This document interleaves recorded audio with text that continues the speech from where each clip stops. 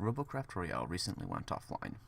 The developers have stated that they are going to work on the game and implement building due to community interest and will bring back Robocraft Royale once they've implemented those updates. I made a video a couple of months back before the Robocraft Royale pre-alpha test voicing my suggestions on how building might be implemented in the game, which you can find in the description below. This video is an updated and more fleshed out take on how building might be realized in Robocraft Royale, now benefiting from many weeks of playtesting the game. I have 3 ideas for how building could potentially be implemented into Robocraft Royale, differentiated by the difficulty to implement them. Before I dive into these ideas though, I'd first like to state what I'd envision for an exciting and engaging Robocraft Royale experience. The most recent version of Robocraft Royale on Steam was not a bad game, but it did suffer from a few flaws that limited its replayability. First off, there was no way to build or pilot your own robots, which rubbed many players the wrong way. Secondly, there was no sense of progression. You'd either find a decent robot or you wouldn't. I won multiple royales with the first robot I jumped into, since there's really no need to trade up if you start with a half-decent robot. Robocraft Royale needs to fix both of these problems. Players need a way to build and pilot their own robots, and every game of Robocraft Royale needs to have some form of progression that gives you a reason to fight, find drops, and change robots. The ability to switch machines is easily the coolest part of Robocraft Royale, and needs to become a more integral part of the gameplay itself. Here's my thoughts on progression through a single game. You begin the match by dropping from the Vanguard in your very own 500 CPU robot. As you find drops, damage robots, get kills, and survive, you earn experience points. When you've earned enough experience, you level up. Your CPU cap now increases by 500 and permits you to pilot a larger robot. There are 10 levels, worth 500 CPU each, that lead to an ultimate CPU cap of 5,000. The only way to get to the highest levels is by being a risky player and racking up lots of kills and damage. Actively seeking out new fights will be rewarded rather than punished as it is now. Every player in every match will be trying to get into the biggest, baddest robot that they can. Hiding in a corner waiting to snag the last kill will not be a viable strategy, as a puny 1000 CPU hover has no chance at taking down a 4500 CPU Mega Mech in close quarters. I personally love the idea of getting to work my way up to a Megabot every match, and would make more successful playthroughs much more exciting.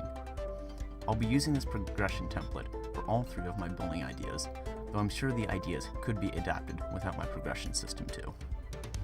Building idea number 1. Pre-planned progression. This idea is by far the easiest to implement. A player booting up the game will have a mothership, much like in Robocraft PC, and garages with robots they can design, build, and test. The garages will be split into level 1 through level 10, and have CPU and part constraints. A level 1 garage will only allow you to build up to 500 CPU, using the smallest and cheapest weapons and movement parts. A level 5 garage will let you build with any parts you want, up to 2500 CPU. A level 10 garage raises the CPU all the way to the maximum 5000 CPU. When playing a match, players level up. The robot could instantly be transformed when they level up, but I think a more exciting concept would be that the Vanguard would airdrop your next robot on top of you when you leveled up, and you had to go switch into it, much like robot switching works now. Another player could even steal your robot from you if they were sneaky and got to the drop pod before you did. With this building model, all of the robots would be pre-built before the match, but it would allow players to customize their robot experience and give progression throughout a match. The few matches you manage to get to your 8th, 9th, and 10th level robots would certainly be exciting ones. These next 2 ideas substantially change the gameplay of Robocraft Royale, and as such, I'd personally recommend getting rid of health and energy pickups, and restoring the power and regen system we have in Robocraft PC so as to not overcomplicate the game. Building idea number 2. Customized progression. This idea is more technically sophisticated, but would give a unique playthrough experience. Players still get to build their own robots, levels 1 through 10, with one difference. They can't put weapons or modules on their robot. All of the robots, with the exception of their level 1 bot, will be empty chassis and the map will be littered with crates of every variety. Crates will contain weapons and modules, which the players can pick up and add to their inventory. When a player wants to change robots, they can enter their editor and modify one of the chassis they have by adding guns and modules up to whatever their CPU limit is, and then summon the robot via dropship to their location. Players would have to look hard to find the legendary drops or kill players who manage to secure them for themselves. One would also have to be quick to edit and deploy the robots, as they'll still be on the map the whole time at risk of being attacked. Building idea number 3. Dynamic progression. This final idea is very complicated to implement, but would add an awesome amount of building freedom to the game. This is an extension of idea number 2, and would add one new unique feature: the ability to edit the robot you are currently in.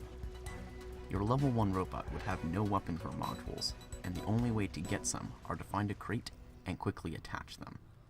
Calling a drop pod takes time and gives away your position, so you might settle for making a few upgrades to your current robot, such as slapping a shotgun on top, until you're in a more secure location. You'd still be working your way towards a 5000 CPU megabot, but would have 2 ways to progress now: airdropping a new robot or tweaking the one you're currently in. This is the moonshot idea for Robocraft Royale, and would be absolutely amazing if it could be realized in full, but realistically, that's at least a full year of development time away, minimum. Getting these ideas into Robocraft Royale, in part or in whole, would put the game more back on track with what Robocraft was originally loved for: the ability to build, drive, and fight with your own vehicles of destruction. Robocraft Royale would become a test of not just players' ability to run and gun, but also their ability to design, customize, and deploy their robots at the right times. Hopefully these ideas will prove helpful in brainstorming sessions and potentially inform some of the design decisions FreeGem is making for Robocraft Royale. I look forward to what this game can become and wish the developers well on their journey. With that said, good luck, have fun, and do take care. Also, please let me fight in a megabot.